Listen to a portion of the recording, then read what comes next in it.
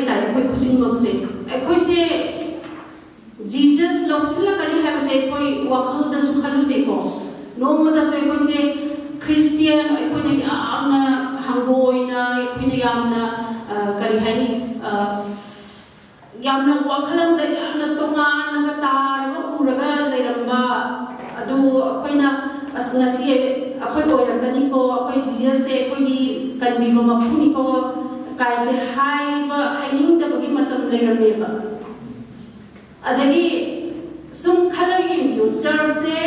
वांग टोइरबा international worship centre से कोई दा ईश्वर नसी बिबिरी से मतम ममदा एपन खंगरिंग एदि सी मम्मी फावा कोई वखल तम गिदे हबा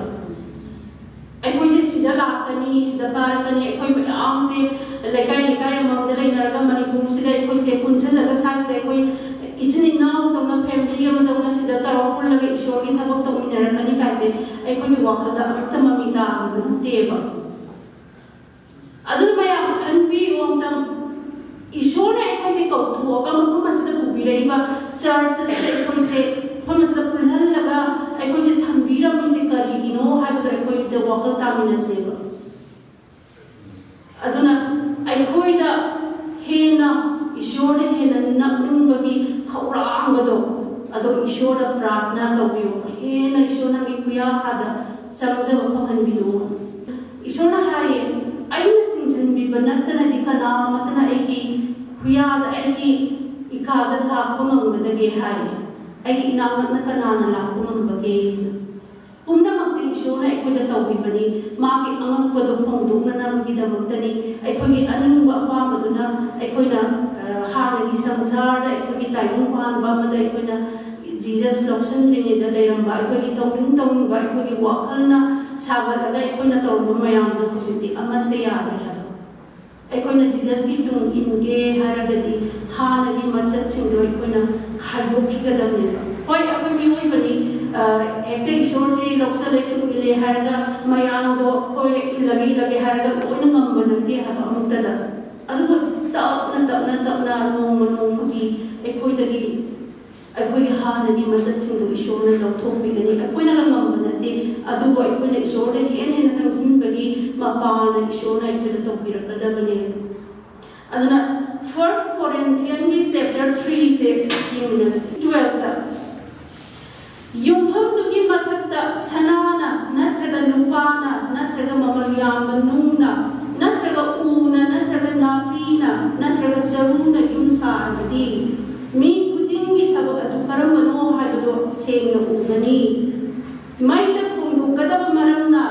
ख्रिस्तगी नुमित अदुना मधु मंगादा उठकनी मरमदी मैना मी कुतिंगी थबक अदु चांग तौगनी कनागुमगी थबक मधुगी मथक्ता माना साखिबदु लेहोब्रबदी मीदुना मना फंगजगनी अदुबु कनागुमगी थबकतु चाख्रबदी मी अदुना मधु मांगजगनी अदुबु मसामक अदुबुदी मैनुंगदगी कनबीबगुमना कनबीगनी है ऐसे सुम पापा से ईश्वरी से प्रेयर तौर थी मतमदा सी से उई अदो सी अदुबु से येंगिगदा ना सुमतम पाका सिदे कता ओ ईश्वर नंग सी की से कोई की तमकदा बीबी ब्राना से सुम मेडिटेट तौर यें पुरतंदा कोइना सी की चैप्टर 3 दा है से अखोइना क्रिश्चियन यदि हारगा अखोइना अदुम अखोइ से अंगा मसागी मतोगुना अदुम नौगिबा मगुना आहांग हे जीसस निंगपदो होइबदो माइना अदुम सिजाक से सुम तापीरगा सारा अदुम लेबा अदुम चर्च कारपा ददगी एगी तौंगा तौरगा ए संडे नि ngasi पोथाबनि अदुम चर्च के हारगा नॉर्मल लाइफ ता हिंगा अदुम नॉर्मल लाइफ ता मैम सदै से तुम स्वाय सुम तौरगदि ईश्वर की खोंजेल दो अखोन सुता तारो है अदो अखोइने डेविड की सुम पाका नमा से डे नाइट ईश्वर की वाइस ने मेडिटेट तो ईश्वर से थागरगा ले हाई अदुगा मौने ईश्वर की अनिंबा माना ईश्वर हर पादगी ईश्वर की आत्मा से इंदना बहुत नहीं हबा अगर इन भाव तारबद करी दागे हम तमदा संडे की मैसेज की खलग अदुम लाइफ से ईश्वर की मनाक से तुम न ए हबा sida isada hene ishora naksilapagi yaamna nungaiba ishor thagatpagi nungaiba ishorgi yoiba su khangaga mana phongdorpasinga khasum tar nungairapagi sumaina nuntiigi miyoiba akhoisna lerpa matamda aikoini ishordagi handokadabase karisu leite hena senjanbagi aduda lakani David kunna oiragani aikoise ishorgi haibama ishor kibagi haibama ishor nungsibagi pumnama ishorgi nungsibagi magi aikoise kayam nungsige aikoise kayam phanninge magi nungsibagi mara mayung mare arubadu karino haibada aikoida tarang aikoida ulapadu aduki matik mana senaraga aikoise aduki matik thamningba mana seasonaningba haibdi अखोई मियोई बसे मागी मीतम लौगा मान semi की बनी कई दौना बगी दमकता मागी अनिंग बदो पांथुक नरबी दमकता नेबा अखोई पृथ्वी द राइसे के अनिंग बदो रना बला बनते दुबो ईश्वर के अनिंग बदो कोइना पांथुक नना बदमता नेबा अदुना सिदा पोल सिदा हासे चर्च कोरिंथी की चर्च द के दोगे हबमतमदा मी सिंगसिना थवाई दि साउकत्रबनिना अदुम हानगी मियोई की मचल सिदा दुम गइरगा एपोलो दो आईगी नि अदगी पो दो आईगी नि हारगा डिवीजन स्प्रिट से लापा हाइबदी मियोई की मचल आईदी पोर गिने आईदी एपोलो गिने ना लापा से सिकरिनो हाबमतमदा एकोई से नौनी हाबा क्रिश्चियन अखोई की इरक्ता सु सुमाइना तौरगदि एकोई से संगोम थैबा अंगांगा पांख ओइ हाब अदुना सिदा फाइव द हाइसे अदुना दि एपोलो ना कनानो नखोइना थाजबा याननबा थबन तौबसिंनि मधुसु प्रभुना पिबि बगुना मखोइना थबक सुबनि अइना मपाल थारे एपोलो ना इसिंग साइरे अदुमोइना मक साउखदनबिबा अदुदि ईश्वरनि साउखदनबिरिबा ईश्वर अदुना तना मपाल थाबा अमसुं इसिंग साइबा अदुदि करिसु नते मपाल थाबा अमसुं इसिंग साइबा अदुदि खेतनबा करिसु लेते मकोइना सुबा थबकि मतुंग इना मागी मना फंगजबनी अखोइदि ईश्वरगी दमकता सुमिनबनी अदुगा नखोइना ईश्वरगी लबुकनी हाय से लीडर की फोंदो मने बसले सदबसे अदुबो अखोइना सिदा सुमियंग कांदा अखोइसे सिदा पुलिसे करिगिनो हमदमदा ईश्वरगी थबकतो सुमिनननबा पुलिनि हाबा ईश्वर अखोइदा लीडर अमा पिबिरे माना अखोइसे ख्रिस्टदा अखोइसे युमफम थोनबिरे सिदा हाइसे मखादा ईश्वर के असाब युम अदुसु नखोइनी हाय ईश्वर अइमोंदा पिबिरिबा थौजाल अदुगी मपाना खुदसा हाइबा असिंगबा युम साबा मगुमना अइने युमफम थोंगदे अतोपमी अमना मदुगी मथक्ते युम सारे तोइगुमसु मखोइना करमना साबगे हाइबदु येंगदुना मी खुदिंगना सेक्शन सनो हाय मरमदी थोंगदख्रब युमफम अदुना तना कनामतना युमफम अतै थोंगंगमदे युमफम अदुदी जीसु Christ असिनी hi अदुना ngasi aikoda ishorna leader ama pibire kari tonaba aikoise ishorda thaza wene katnaba aikoise ishorda kristda yumham do thongani haba aikoi punshi singas mara se na mara taane ishor sida leyona naba aduga amo aina subi amutamda church ama saukutwa haibase pastor mathandana ngamgadaba nate haba pastor se ekoi leader oina man haranga tu ekoi illaga maduda ekoi ishor gi damakta ekoi se punna pastor ga thabak ishor gi thabak se tamna gadamne aduna church ama strong oihenge haragadi ekoi na fellowship sing se aduki matik strong oine se yam maru oiramne ha karigino mata fellowship ama phama hogari mayam se fellowship ama se Singis na strong wera ba ishor da marak ta ana se na have this Sunday the pastor na ishor ki chinja pijare aduga aikoi na ishor da mato karam na nei da ke ha ma ta pire aduga amu fellowship da pastor na leader amu khai doga mana loi maglin ta bal karino ha matanda fellowship amu sila su ngasai Sunday da ta ki bado adugi makha satra koina ishor ki wahi sida aikoi se mara ta na ba hena aikoi ki thawai sa ꯊꯣꯛꯇꯅꯕꯒꯤꯗꯃꯛꯇ ꯐꯦꯂꯣꯁꯤꯞꯁꯤꯡꯁꯦ ꯁꯤꯒꯤꯁꯤꯗ ꯑꯩꯈꯣꯏꯅ ꯑꯃꯨꯛ ꯏꯁꯣꯔꯒꯤ ꯋꯥꯍꯩꯁꯤꯗ ꯌꯦꯡꯃꯤꯟꯅꯩ ꯍꯥꯏꯕ ꯁꯤꯗꯗꯤ ꯑꯩꯈꯣꯏꯅ ꯈꯪꯕ ꯈꯪꯗ ꯂꯣꯏ ꯁꯤꯌꯔ ꯇꯧꯅꯩ ꯂꯣꯏꯅ ꯇꯥꯟꯅꯃꯤꯟꯅꯩ ꯀꯔꯤ ꯍꯥꯏꯅꯣ ꯀꯃꯥꯏꯅ ꯇꯧꯔꯤꯅꯣ ꯍꯥꯏꯕꯗꯤ ꯍꯦꯟꯅ ꯑꯩꯈꯣꯏꯁꯦ ꯆꯥꯎꯈꯠꯃꯤꯟꯅꯔꯤꯅꯤ ꯍꯥꯏꯕ ꯑꯗꯨꯅ ꯑꯩꯈꯣꯏꯒꯤ ꯆꯔꯆꯀꯤꯁꯨ ꯍꯧꯖꯤꯛ ꯀꯣꯚꯤꯗ ꯂꯦꯞꯄꯨꯔꯒꯁꯨ ꯃꯇꯝꯁꯦ ꯌꯦꯡꯕꯤꯒꯗꯕꯅꯤ ꯀꯩꯒꯤꯅꯣ ꯍꯥꯏꯕ ꯃꯇꯝꯗ ꯐꯦꯂꯣꯁꯤꯞ ꯍꯧꯈꯤꯕ ꯃꯌꯥꯝ ꯑꯃꯨꯛ ꯍꯟꯅ ꯅꯤꯡꯁꯤꯡꯃꯤꯟꯅꯁꯤ ꯃꯔꯝꯗꯤ ꯃꯗꯨꯗ ꯊꯥꯈꯤꯕ ꯄꯥꯁꯇꯔꯅ ꯊꯥꯈꯤꯕ ꯅꯣꯏꯅ ꯂꯤꯗꯔ ꯑꯣꯏꯔꯣ ꯅꯣꯏꯅ ꯄꯣꯁ ꯑꯣꯏꯔꯣ ꯅꯠꯇ꯭ꯔꯒ ꯀꯅꯥ ꯃꯗꯨꯗ ꯐꯦꯂꯣꯁꯤꯞ ꯒ꯭ꯔꯨꯞꯁꯤꯗ ꯀꯅꯥꯅ ꯄꯨꯟꯒꯗꯒꯤ ꯃꯐꯝ ꯃꯐꯝꯒꯤ ꯇꯧꯈꯤꯕ ꯃꯌꯥꯝꯁꯦ ꯃꯁꯤ ꯑꯩꯈꯣꯏꯅ ꯀꯥꯎꯊꯣꯛꯄ ꯆꯨꯝꯗꯦ ꯑꯩꯈꯣꯏ ꯃꯔꯝꯗꯤ ꯀꯩꯒꯤꯅꯣ ꯍꯥꯏꯕ ꯃꯇꯝꯗ ꯏꯁꯣꯔꯅ ꯁꯤꯟꯅꯈꯤꯕꯅꯤ ꯄꯥꯁꯇꯔꯅ ꯍꯥꯏꯔꯛꯄ ꯍꯥꯏꯁꯦ ꯏꯁꯣꯔꯅ ꯑꯩꯈꯣꯏꯗ ꯁꯤꯟꯅꯔꯤꯅꯤ ꯍꯥꯏꯕ ꯑꯗꯨꯅ ꯐꯦꯂꯣꯁꯤꯞ ꯑꯩꯅ ꯄꯨꯕ ꯑꯋꯥꯡ ꯂꯩꯀꯥꯏꯒꯤꯁꯦ ꯑꯗꯨꯝ ꯑꯩ ꯍꯧꯒꯠꯈ꯭ꯔꯦ खरा कुइरे हे खदम खरा फरकगा दum हवखरेबा अदो सिदा तापसे करिनो हाब मतमदा ईश्वरगी वाहैसने अखैना ताइसे अदुबा अमु लीडर ऑनर तौगी अमु ताइ करिनो हाब मतमदा लीडर अदुकी मति ऑनर तौगिगे चर्च सपोर्ट कदोइनेबा मसिदा लीडर की प्रेयर अदुकी मति तौगिगदबनी अदुगा फेलोशिप सिदा अदुकी मति अखोय मैम से ईश्वर की अचुम मसी करिनो हाबसिदा अखोसी येमिनागदबनेबा अदुना अखोय चर्चसिदा करमना अखोयना थबक तौरिगे ईश्वरना सिंगखरबा अखोयदा पीखरबा कॉलिंग से अइना सिजिनरिब्रा इसा इसाना चेक तौसे हाबा अदुना सिदा अखोयना खटनारगा चैनारगा दगी साउनारगा अदुगा सिदा सुम लैन तारगा चर्च से सुमजाव जाखलोय हाबा अदुना सिदा युमफम दुगी मथक्ता सनाना नत्रगा लुपाना नत्रगा ममल याम नुना नत्रगा ऊना नत्रगा नापीना नत्रगा चरुना युम सारदी हाय हौजे अखोइसे ख्रिस्ट द युमफम थोंगदिनेबा सिदा आइनि पुंसी सिदा जीसस से खंगे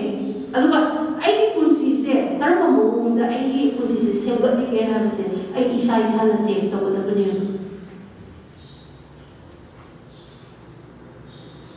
अखोइना युमा साब मतमदा नुंगना चेकना नत्रगा लेंगोइना साब मतमदा मार्बलना साब मतमदा युमदगी क्वालिटी की मतुंगिना युमदो कुइना सत्तबसलेया कइनो हामतमदा युमदो साब मतमदा सेक्शनना मपुदुना यिंजलगा साब मतमदा ए चेक सारगा सुमाइना तौगदबने बेरामतिया सुहापदबनी नुंगना सुहापदबनी हाइबगी अखोइना अफाबा मिस्ट्री का तौरगा सागदबा मतमदा युमदो सही अदुगी मतिक सिगी रेंजसिदा 30 चटकनी नत्रगा 50 चटकनी हाबगी केनोसिदा लै हाबा अदो अखोइना सारिबा युमसि ऊना नत्रगा चरुना नत्रगा अखोइना लेखोमना नत्रगा अखोइना साबा तारगदि मसरिदा ईश्वरना हाइसे अखोइना सिनारिबा अखोइना सेपलिबा अखोइना ईश्वरना लैबगी मौंगसे ईश्वरना चांग तौरगनि हाबा अखोइसे कर्म मौंगदा लैगे चर्च से कर्म मौंगदा सेमगलिगे नत्रगा फेलोशिप अमाउंट कर्म मौंगदा लैगे हाबसे ईश्वरना चांग तौरगनि यंगकनि हाबा अदुना फोंदोइदबा अरुवटबा करिसु लैते हाय ईश्वरना अना तौरीबा वाखल खलगा लेरिबा अयोंदा तलगा लेरिब्रा अयोंदा कर्म फिबमदा लेरिगे अयोंदा सिनख्रबा थबकसिंगसे आई पाइखलिब्रा आई तौरीब्रा खुदिमकसिंगसे लोइनम अखोइना खंजनददना सुम लेरगदि नो ईश्वरना फोंदरपा नुमिता ईश्वरना हाय मैना चांगदरकनि हाय हाय द होली स्पिरिट से खुदि नुमदे यावरि हाय माना फोंदरपा नुमितदि अखोई थबक अखोइना सुरिबदो ईश्वरना पेनबीबा ओरगदि मदुगी मनादो अखोइना फंगनि हाय अदो अखोइना ताइबुम पानबदा अमा लेगे खोंगसे अमा था अदुगा ईश्वरगी द खोंगसे अमा थारगा इना यानजनरगा ईश्वरगी थबकसिदा अइना तौगदबा ईश्वरगी थबकसिदा फोकस तौरगा ईश्वर आई करि तौगदबा आई मखादि कै तौनी सिगी मखाना कमाई तौ ईश्वर हाय ईश्वर नअगा अखोइना पास्टर लोइना चर्च से करम मौंगदा जाखकदगे एगी फेलोशिप सिदा करम तौरगे पास्टर हाइबगी तानाबा दगी खोइसे सेमगदिमिनबा याउद्रगदि अखोई थबकसे यामना अथीबदो नोमदि उल्लखनि हाब अमा सिदैसा इन यामना नहवाई सिगी वाई सेंटर्स तौद अरोइबगी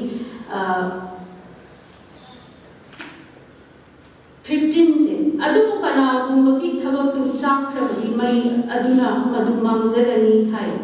अदुबु मसाम अदुबुदि मैनुंगदगी कनबिबुना कनबिदनि हाय मैम से फिल्म अदुम येंगनारमगनि अदो युममा मई चाखो मतमदा मी मकल्ल पुथोरको मतमदा मी दुकी सक्तमदो कयाम थीगे हाब हाबि मैसु मनमनमनि रोइना इमोमुरगी का सप्यारनि सुंथोरको मतमदा अदगी हॉस्पिटल सिंगनी आईसीयू द लेगनी अदगी एपेंडिक्स की लपोरगा लाइक फिबमदो मित उपियो हाब अदो आई मिते हित उइ हाब अदो एखोगी थबकसे ईश्वरना नो मईद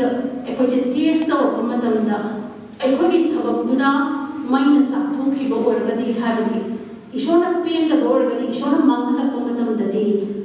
अखोई इसा से ईश्वरना कनबिगनि हाबबो अथीबा यामना थीबा मोंदा एखोगी दो लेहबनि हाब अदुकी मति एखोगी ईश्वरना लेबगी फजाबा मचतो लोइना मांगिने हाब ईश्वरना दी बोर बिबिगे अखोई तैरुम पानगसि लोरगसु अयें सिरकान हेबनली अखोई ईश्वर लेमिनबा ईश्वरना अखोईदा क्राउन पिगेना ngairiba ईश्वरना मिंग अनौबा मा पिबिनेना मसासिंदा वासक पिरिबदो अदुगिदो अखोईना उदबा तारगदि ngasi अखोईना हिंगै मतमसिदा अखोईना सेक्शनना अखोईसे कराइदा करि सोइगिगददि हाइदना अखोईसे लेहौदबा तारगदि अखोईदो मैना साखिबदुदा यावदुनि अदुना अखोईना ngasi होय मियोइबनि खना सैनदा ngamde दि साउनदा ngamde ददि अखोईसे कै हानि मियमना तौदा अमना सुपियर अदुबु जीएस नदि कै हाय मतमदा नखोईदो अमगा खंगनौ हाय नोइना तौदो खुदिंगमक्तो जीएस की मिंगना तौ हाय मरम यामना लेरमे हायदि मीगी वाखलदि मंगोदगी अइना हेली अइना स्पिरिचुअल वांगबे हेली एमाना ईश्वरगी खंगिसिदि कायना जज तौबा हायदि मियोइबगी मचत लेबा तारगदि अइना तौरिबा थबकतो अइना तौरिसे इमाना तौरिसे हायबगी लोइ खाइदोकना तारगदि जीएस तो सेगाइबा चमने हायदि चर्च अमदा अखोइसे जीएस की हक्सांग कया अमम कोइना अखोइ सेबदिने अदुरगदि अखोइना अमगा सेगाइना मतमदा जीएस की हक्सांग दो अखोइना लोइना सेगाइना को चमने अदुना अखोइना ईश्वर लेरकांददि अखोइना मीसिंग जज तौरको मतमदा मीसिंग सावरको मतमदा मीसिंगसे फतेना अखोइना हायरको मतमदा मीसिंगसिदा अखोइना कलपा मतमदा सोकदुइसे कनानो हाय मतमदा मीदुदना तेलिंगोंदने अखोइना युमदा फजना सागराकांदा मदुदा खितंग वाटकिबा यंजनगिदबा यावतारगदि क्रेक जलए मदुदा मसे केली युमदो थीबो ओरे माइतबना क्रिस्टदा सागलिबा आइगी पुंसीसे अइना करिगुंबा चुमथोक्तबा तारबा अइना करिगुंबा ईश्वरगी मजर आइगी थमोइदा ईश्वरना लैयु हायबा नुंसीबा मागी नांबीबा ngamba अदगी खांबीबा ngamba मागी ओरे माना तौ हायबसिंदो अदगी अइना उदोगा आइगी पामना तौरबा तारगदि ngसाइगी युमदुदा क्रेक जलबा युमदुदा अखोइगी खैतम मचेत केलबदा थीबा दुमाइना आइगी पुंसीसे ईश्वरगी मिनिंगददि अदगी मदि थीबा क्रेक जलबदा ओइदुने अदुना अखोइना चर्च से अदुगी मदि ईश्वरना पामा मोंगदा अखोइना से अखोइगी चर्च से ईश्वरना अखोइदा सिनाख्रबने मागी मसासिंदा ईश्वरगा लोइनरगा आइगी लीडरदुगा लोइनरगा चर्च असिदा मखा करी तौसे मीसिंग कनबगी ओरो इवांजेलिज्म ओरो अदगी मसेजदा तापीबगी ओरो मसिदा ईश्वरना तौहनिंगबा ईश्वरना ओइहनिंगबा खुदिंगमक्सिंगदो अखोइना पुल्लगा अखोइना मदुदा अखोइना तानमिनरगा आइगी अपामा ngakta nataba adu लीडर दुगी मागी अपामना कइनो अखोइ प्रेयर तौसे ईश्वर मखा करीनो तौदब करीनो हाबदो थवाई सेंबगी तापी रबदुरा अखोना इल्लगा सरको मतमदा अदुकी मति ईश्वर की फजाब मसक तो ओइरकदोनेबो अदुना आइना डेविड की पाक दानियल की पाक कांदा एगोंदा आमना नुआइसे दानियल की चैप्टर 12 की 3 दा हाय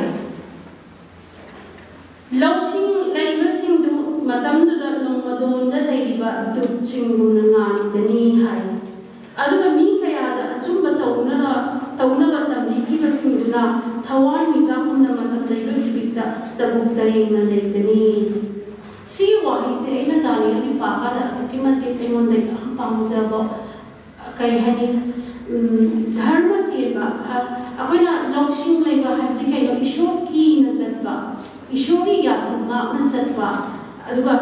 ईश्वर हारपदो तौबो मीसिंदो अदो लौसिंग लैबा धर्म सेबसिंदो कनागा मानगनी हाबो मतमदा सर्गदा लैबा ईश्वर सेवा तौबा हिंदी हातना थवल तौबा मंगा दुचे बाइबल दसु लाबो मतमदा तरेना हाबदि मौने थक्तोपा मंगा दुना येंग पाबो ngamdaba दानियल दगा मौन उहनबिबा मतमदा अदुमाइना अखोइसे मंगाल नाइबा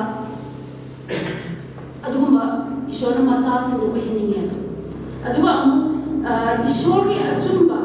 अदुगा मी कयादा अचुंबा तौनबा तमलिखिबसिंगना थवान मिजाकुना मतम लैबा किबिता तबुक्तरेंगना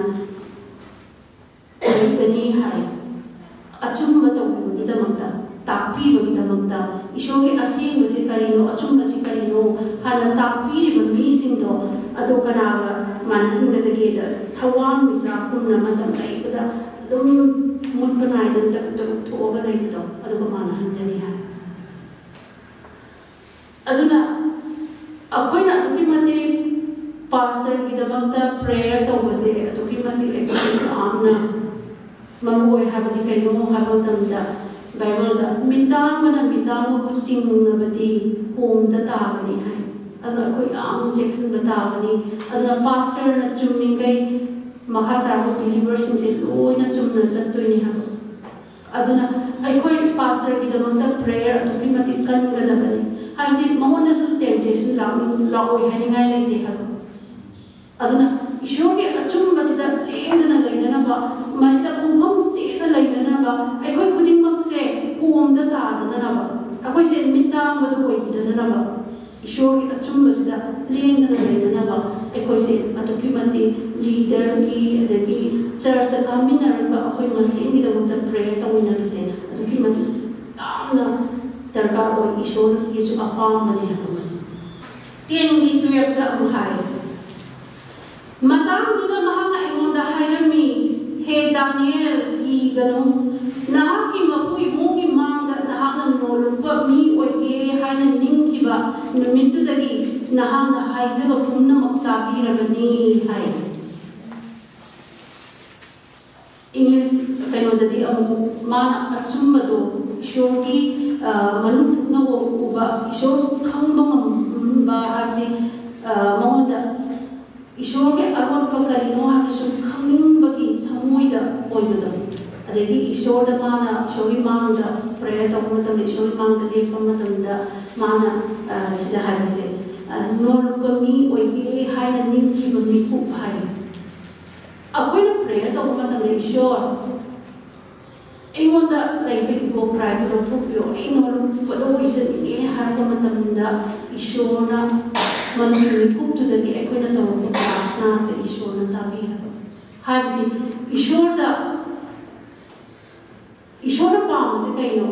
मतम पुन्नमत नोलुबदो ईश्वर नोलुबदो ईश्वर नोलु अगदि मीसिंदसु सोइदमगी नोलु अने ओइना ईश्वरदा नुंगशिरगदि अखोइना मीसिंदसु नुंगशिबा ngamgani हाब अदुना अखोइना ईगो हाबनापल अखोइदा चौथोपा आइने महेले चलपा सी ईश्वरना अदुकी मतिक तुगचबा ईश्वरना अदुकी मतिक यादबा आइना महेले चलपा मतम ईश्वरना थुगारगनेबा Bible da ultimate Jesus na ta ambase namo da ki mine hele khallo mi mo da just da wono haibdi adu ke mati ishoro ba phaza ba magi shi ba magi phaza ba saktam du ne ba Jesus na ko da ta pi ra mi se magi ma character me aduna akoina